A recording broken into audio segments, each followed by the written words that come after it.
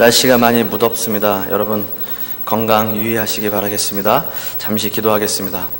아버지 하나님의 은혜를 감사드립니다. 이 시간 참 힘들고 어려운 시간이지만 주님께서 이 시간 우리에게 은혜를 주시옵시고 또한 말씀의 능력을 허락하여 주시옵시고 또 말씀의 은혜 가운데 거하는 우리 모든 성도님들이 될 수 있도록 주님께서 인도하여 주시옵소서. 주님 감사드리며 예수 그리스도 이름 받들어 기도드려 싸움나이다. 아멘.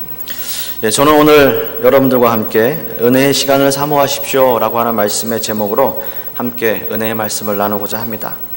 신자라면 누구나 은혜를 사모할 것입니다. 날마다 하나님의 은혜를 경험하고 또 하나님의 은혜를 체험하면서 그렇게 사는 것만큼 좋은 일은 없을 것입니다.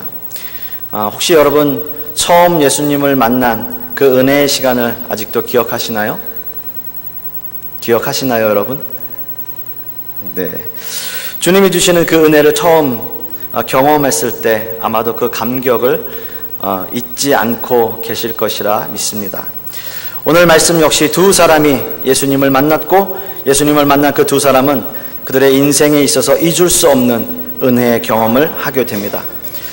오늘 말씀의 배경을 보시면 회당장 야이로의 죽어가는 딸을 살리신 사건과 12년 동안이나 혈루병을 앓고 있던 여인을 고치신 사건을 배경으로 하고 있습니다. 이 말씀은 공관복음서에 모두 기록이 되어 있는 사건인데요, 아마도 마태, 마가, 누가복음을 기록한 이 모든 저자들이 이 사건을 아주 인상 깊게 생각한 사건이 아닌가, 그래서 그들이 모두 기록을 하고 있는 것이 아닌가라는 생각을 해보게 됩니다. 이 사건이 주는 의미를 먼저 생각해 본다면 이렇습니다. 당시에 불치병을 앓고 있는 한 여인과 죽음을 당한 한 소녀를 살리시면서 예수님이야말로 인간의 모든 것, 즉 인간의 생사화복을 주장하시는 분이시라는 것을 더욱 확실하게 증명하기 위한 사건이 아니었나라는 생각을 해보게 되는 겁니다. 이제 오늘 말씀을 한번 보십시오. 말씀의 시작은 불행하게도 자신이 가장 사랑하는 외동딸이 죽어가는 모습을 지켜보는 아버지를 소개하고 있습니다. 그의 신분은 회당장입니다. 당시의 종교가 회당을 중심으로 이루어지는 사회였으므로 회당장이라고 하는 직분은 상당한 직위를 가진 사람을 말하고 있는 것입니다. 이런 사람이 예수님 발 앞에 엎드리고 있습니다. 자신의 직분이나 자신의 사회적 위치는 다 버려두고 당시에는 그저 평범한 한 인간으로 오신 예수님 앞에 그는 무릎을 꿇고 있는 것입니다. 아마도 자녀가 있으신 분이라면 이 야이로라는 사람의 마음을 충분히 이해하실 수 있을 겁니다. 왜냐하면 부모로서 자식을 앞서 보낸다라고 하는 것은 자식을 땅에 묻는 것이 아니라 가슴에 묻기 때문인 것이죠. 아마도 이 야이로라는 사람은 자식을 가슴에 묻어야 할지도 모른다는 그 불안감에 예수님 앞에 즉시 무릎을 꿇었습니다. 아마도 딸만 살릴 수 있다면 이보다 더 비참한 일이라도 할 수 있었을 것입니다. 회당장 야이로는 예수님께 전심으로 진심으로 또한 간구하고 있습니다. 오늘 말씀을 마가복음에도 기록하고 있는데요, 마가복음 5장 22절과 23절 말씀을 보시면 이렇게 기록되어져 있습니다. 회당장 중에 하나인 야이로라 하는 이가 와서 예수를 보고 발 아래 엎드려 간곡히 구하여 이르되 내 어린 딸이 죽게 되었사오니 오셔서 그 위에 손을 얹으사 그로 구원을 받아 살게 하소서 하거늘 이라고 말씀합니다. 23절을 시작하는 말씀에 보시면 간곡히 구하여 라고 말하고 있습니다. 어쩌면 야이로라는 사람은 예수님의 발 앞에서 예수님을 붙들고 놓지 않았을 것입니다. 자신의 목숨을 내어놓고라도 자신의 딸을 살릴 수만 있다면 어떻게 해서라도 예수님을 자신의 집으로 모시고 싶었을 것입니다. 아마도 야이로는 자신이 자신의 딸을 고치실 것이라는 그 예수님께서 자신의 딸을 고치실 것이라는 그 확신이 있었던 것 같습니다. 예수님은 이미 많은 기적을 베푸셨고 또한 이 사건이 있기 이전에도 나인성에서 한 과부의 아들을 살리시는 기적을 이미 베푸셨기 때문인 것이죠. 그런데 여러분, 참으로 안타까운 사건이 발생하게 됩니다. 야이로의 이런 확신과 달리 야이로에게는 절대 일어나지 말아야 할 상황이 일어나고 만 것이죠. 예수님이 야이로의 딸을 고치시러 가는 중에 예수님께서는 12년 동안 혈루증을 앓고 있는 여인과 대화를 나누시며 시간을 지체하고 계시는 것입니다. 그리고 그 와중에 야이로의 딸이 죽었다는 소식을 접하게 됩니다. 오늘 본문의 말씀 49절의 말씀을 보시면 아직 말씀하실 때에 회당장의 집에서 사람이 와서 말하되 당신의 딸이 죽었나이다. 선생님을 더 괴롭게 하지 마소서 하거늘 이라고 말씀하고 있습니다. 아직 예수님께서 혈루증을 앓았던 여인과 대화를 나누고 계셨습니다. 그리고 그에게 절대 오지 말아야 하는 그 사건이, 그렇게도 염려했던 사건이 자신에게 벌어지고 만 것이죠. 정말 이 일만은 피하고 싶었을 것입니다. 이 일만은 나에게 일어나지 않았다면 나는 어떻게 되더라도 좋다고 생각했을 것입니다. 그러나 그 소식은 전해졌고 소식을 전하러 온 사람도 더 이상 희망이 없고 더 이상 소망이 없다라고 말하고 있는 것입니다. 그리고 여러분, 본문을 잘 보시면요, 선생님을 더 이상 괴롭게 하지 마십시오 라고 이야기하고 있습니다. 그런데 여러분, 이 본문을 이 사건을 동일하게 기록하고 있는 마태복음 9장 18절에 보시면 이 똑같은 사건을 이렇게 기록하고 있는데요, 한번 잘 들어보십시오. 예수께서 이 말씀을 하실 때 한 관리가 와서 절하여 이르되 내 딸이 방금 죽었사오나 오셔서 그 몸에 손을 얹어 주소서 그러면 살아나겠나이다 하니 라고 기록하고 있습니다. 이 말씀을 보시면 내 딸이 방금 죽었다라고 말하고 있습니다. 회당장 야이로는 자신의 딸이 죽었지만 예수님이 손을 얹어주시면 살 수 있습니다 라고 말하고 있는 것입니다.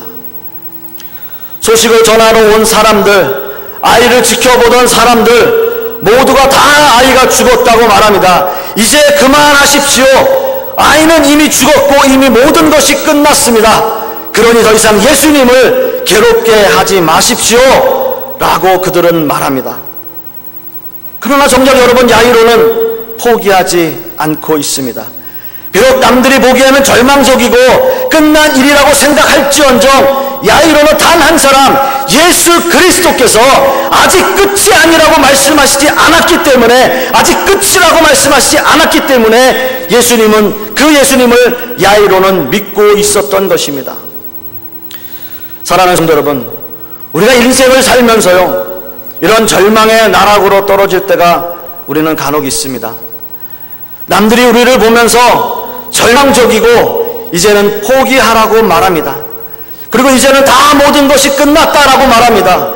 더 이상 소망이 없고 더 이상 희망이 없고 더 이상 살아날 가능성이 없다라고 말합니다. 그러나 여러분, 오직 한 분, 예수 그리스도께서 아직 끝이 아니라고 말씀하고 계십니다. 적어도 신자라면, 진실한 신자라면 주님이 끝이라고 하기 전까지는 여러분, 끝이 아닙니다. 절대 우리는 포기해서는 안 될 것입니다. 여러분, 한번 요셉을 보십시오. 요셉은 형들의 시기를 사서 애굽의 종으로 팔려간 사람입니다. 그러나 창세기 39장 2절과 3절 말씀을 보시면 이렇게 기록되어져 있는데요, 여호와께서 요셉과 함께 하심으로 그가 형통한 자가 되어 그의 주인 애굽 사람의 집에 있으니 그의 주인이 여호와께서 그와 함께 하심을 보며 또 여호와께서 그의 범사에 형통하게 하심을 보았더라 라고 말씀하고 있습니다. 여러분, 요셉의 삶이 정말 형통한 삶이었습니까? 형님들에게 팔려가서 애굽의 시위대장 보디발이라고 하는 사람의 집으로 팔려가게 되었습니다. 예, 물론 기왕 팔려갈 것, 좋은 집에 팔려간 것까진 좋습니다. 그러나 조금 잘 되는가 싶더니 요셉은 바로 보디발의 아내에게 누명을 쓰고 감옥에 가게 됩니다. 감옥에서 꿈까지 풀이해주고 잘만 하면 나갈 수 있겠다 싶었는데 깜깜무소식입니다. 그런데 어떻게 요셉의 생애가 형통한 삶이라고 말할 수 있었겠습니까? 어떻게 하나님이 함께 하시는 삶이라고 말할 수 있었겠습니까? 여러분, 요셉은 그러나 포기하지 않았습니다. 하나님이 함께 하시고 하나님이 형통하다라고 말씀하셨기 때문에 그는 포기하지 않았던 것입니다. 그렇게 포기하지 않았을 때 하나님께서는 그 요셉을 들어서 애굽의 국무총리로 세우시게 되는 것입니다. 하나님의 계획은요, 요셉의 애굽의 국무총리가 되기까지 포기되어지거나 변경되지 않습니다. 요셉은 이 약속을 믿고 그는 포기하지 않았던 것입니다. 사랑하는 성도 여러분, 여러분 어떤 일이 있어도 포기하지 마십시오. 예수님께서 이제 그만 포기해라, 이제는 끝이다 라고 말씀하실 때까지 여러분 예수님을 놓지 마십시오. 이런 말씀을 드리면 좀 그렇습니다만은 예수님을 괴롭게 하십시오. 예수님을 좀 귀찮게 하십시오. 정말 예수님이 귀찮아서 안 들어주실 수 없게 한번 여러분 매달려 보십시오. 끝까지 포기하지 않고 그 주님의 은혜를 한번 간구해 보십시오. 절대 포기하지 않으실 때 주님께서는 그 은혜의 시간을 저와 여러분에게 허락하실 것입니다. 여러분 믿으십니까? 그런데 여러분, 예수님은 이렇게 긴박한 상황 속에서도 이 시간의 은혜를 사모하는 또 다른 한 사람을 돌보고 계십니다. 그 사람은 12년이나 혈루병을 앓고 있는 한 여인입니다. 예수님은 혈루병을 앓는 여인과 시간을 지체하고 계시는 겁니다. 예수님의 은혜는 목숨이 오가는 긴박한 상황 속에서도 다른 믿음의 자녀에게도 또한 베풀어지고 있었습니다. 여러분, 당시에 혈루병이라고 하는 병은 고칠 수 없는 불치병으로 취급되었고요, 사회와 격리돼서 살아가고 있었습니다. 그리고 그 여인은 12년이라는 긴 세월 동안 그 병을 고치기 위해서 많은 의원을 만났고 또한 자신의 재산 또한 다 써버렸지만 결국 고치지는 못했습니다. 아마도 이 여인은 정신적으로 육체적으로 엄청난 고통 가운데 살아가고 있었을 것입니다. 그리고 자신이 살 수 있는 길은 오직 예수님밖에 없다라고 생각을 했고요, 반드시 예수님을 만나리라 그는 결심을 했던 것입니다. 아마도 자신의 병 때문에 예수님께 정면으로 다가갈 수 없었을 것이고 그저 그 예수님의 옷자락만이라도 만지면 이 병이 나을 것이라고 그는 믿음을 가졌을 것입니다. 그리고 이 여인은 믿음으로 예수님의 옷자락을 만졌고 그 여인의 믿음대로 그는 그 병을 고침을 받았습니다. 물론 이 순간에 병 고침을 받은 이 여인은 여러분 한없이 기뻤을 것입니다. 주님을 만났고 그 은혜의 시간을 체험하게 되었습니다. 12년이라는 시간은 이 여인이 그동안 어떻게 살았을까를 짐작하게 하는 시간입니다. 그러나 여러분, 이 일을 지켜보고 있던 한 사람, 과연 야이로는 어떠한 마음이었을까요? 그리고 시간을 지체하는 사이 자신의 딸이 죽고 말았다는 비보를 들은 그 순간을 한번 상상해 보십시오. 아마도 야이로라는 사람이 믿음이 없는 사람이었다면 이 상황을 받아들이기 어려웠을 것입니다. 아니, 이 믿음이 있어도 받아들이기는 쉽지 않았을 것입니다. 때때로 우리에게도 어려운 환난과 고난이 닥칩니다. 우리에게 믿음이 없어서가 아니라요, 이 상황이 도저히 믿겨지지 않을 때가 얼마나 많습니까? 그때 우리는 주님께 이렇게 부르짖습니다. 주님, 왜 하필 저에게 이런 일이 일어나는 겁니까? 제가 뭘 그리도 잘못했나요? 주님, 왜 나만 이런 고난을 겪어야 합니까? 라고 주님을 향해서 불평하며 불만을 토로할 때가 있습니다. 그러나 야이로는 이 상황을 보고요, 예수님이 빨리 자신의 집으로 가시지 않고 시간을 지체하시는 일에 대해서 불평보다는 오히려 그 여인의 불치병이 고침받았다는 그 사건을 통해서 그는 더욱 믿음을 굳게 하는 모습을 볼 수 있습니다. 야이로가 예수님께 더욱 매달려 괴롭게 한 일은 이 여인의 병이 고침을 받고 자신의 딸이 죽었다는 소식을 듣고 나서의 일입니다. 오히려 더욱 간절히 매달리는 그 야이로의 모습을 볼 수 있는 겁니다. 혈류병을 앓고 있던 여인을 살리신 그 사건을 통해서 이 야이로는 오히려 더욱 믿음이 생겼습니다. 인간의 불치병을 고치신 주님이 자신의 딸의 목숨 또한 살리실 것이라고 그는 굳게 믿었던 것입니다. 이렇게 예수님의 은혜는 가장 절박한 심령에 있는 사람들에게 나누어지고 있습니다. 만일 야이로가 이 여인의 사건을 통해서 자신의 딸을 포기했다면 야이로는 이 은혜의 시간을 맛볼 수 없었을 것입니다. 주님의 이 은혜는 모든 사람들에게 허락되어진 값없는 무한한 은혜라고 하는 것입니다. 그러나 은혜의 이 조건은 간절한 마음으로 믿는 자들에게만 허락됩니다. 예수님은 자신에게 매달리는 야이로에게 이렇게 말씀하십니다. 두려워하지 말고 믿기만 하라. 그리하면 딸이 구원을 얻으리라 라고 말씀하십니다. 예수님은 특별히 야이로의 딸을 살리시는 기적을 베푸시기 전에 그 장소에 베드로와 야고보와 요한 그리고 그 딸 아이의 부모만이 함께 하시기를 원했습니다. 그리고 그 자리에서 피리를 불고 곡을 하는 모든 사람들을 다 내보냈습니다. 예수님이 아이가 잔다고 말씀하실 때 많은 사람들이 그 말씀을 믿지 않았고 오히려 비웃었기 때문입니다. 그러나 예수님께서는 그 어떤 불치병도 그 어떤 죽음도 예수님의 은혜를 막을 수 있는 것은 아무것도 없었습니다. 예수님은 생명의 주관자가 되시고 온 인류의 주관자가 되시기 때문인 것입니다. 사람의 생명까지도 주관하시는 그 예수님의 입장에서는 이 아이는 그저 자고 있을 뿐입니다. 그리고 예수님은 그 은혜를 간구하는 자들에게 기적 같은 은혜를 베푸십니다. 그들이 예수님을 믿었기에, 생명의 주관자가 되심을 믿었기에 그들은 은혜를 받은 것입니다. 죽었던 아이가 살아나는 그 은혜의 순간이 여러분 과연 얼마나 감격스러웠을까요?